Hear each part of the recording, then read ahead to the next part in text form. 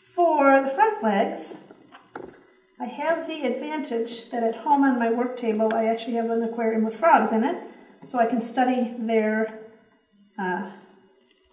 arm and leg structure. So I can tell you with authority that the frog's legs bend back first. They're all constructed so they're just like this incredible spring. They go bend back first and then come forward. So I'm going to flatten a little edge and press that in, and it's going to go to the back first and then come forward. And you have a little excess, so you can form that into a little pad. Obviously this is a very crude little demonstration here. You're going to put a lot more time and effort into making him look frog-like, but then you can put little feet in there. I'm going to do the same for the back, the second one over here. I'm going to do the same for the back legs. The back legs is a much larger spring. They really, I mean, you've probably all seen a frog jump. They really can unleash that power there and jump pretty high. So again, it's a little confusing because frogs' arms and legs bend so much, what direction do they go in first? Well, think about it. Think if this is his head.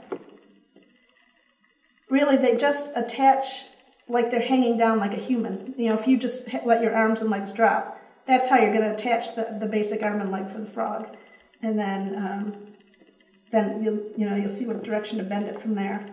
So for the back legs, they attach, and then it's going to bend up first, and then back, and then up again for the little foot. So there's quite the spring he has in there. Again, I'm going to take a little more time than I'm taking here. You can put in the details. You can arrange him how he's comfortable, ready to spring. Do that on both sides.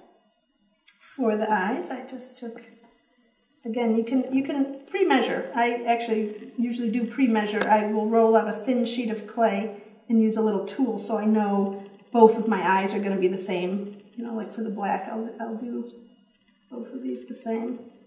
And you can do the same thing for the green, so you make sure that the round part of the eyes are going to be the same size. And put him on there. I always like to give a little indentation to give the eyeball somewhere to go. Put that in there. And then you can decorate him as you will. I just rolled some little snakes and put those down the back. Gave him a little smile. To do this, I actually didn't use a cutter or anything. I just rolled a ball of clay. And I'm going to move over here to my pasta machine. And usually, if you just put a ball of clay in straight, it'll come out in a nice oval.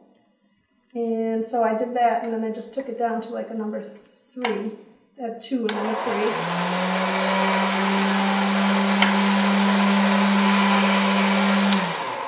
3. And this is distorting in the heat, but it actually gives you a real nice oval if you just put that ball of clay in there.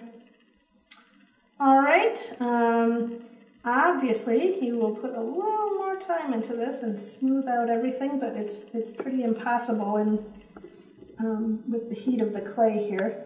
But that is the basics. You use a foil core and you can get a whole lot more out of your clay. I mean, if you were to do this just straight without a foil core, 2 ounces of clay would give you a frog, you know, a little guy like that.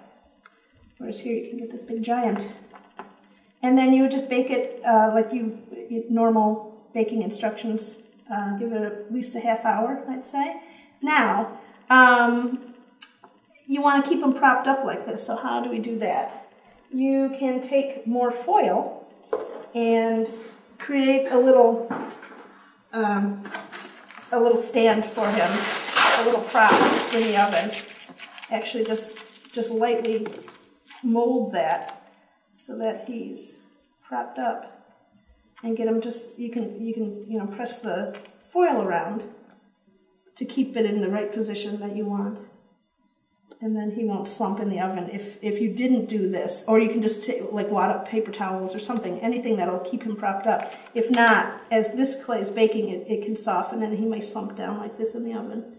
So anytime for any structure, not just the frog, any structure you want, you can always make a little foil armature to keep him held up in the oven. And there's our little frog.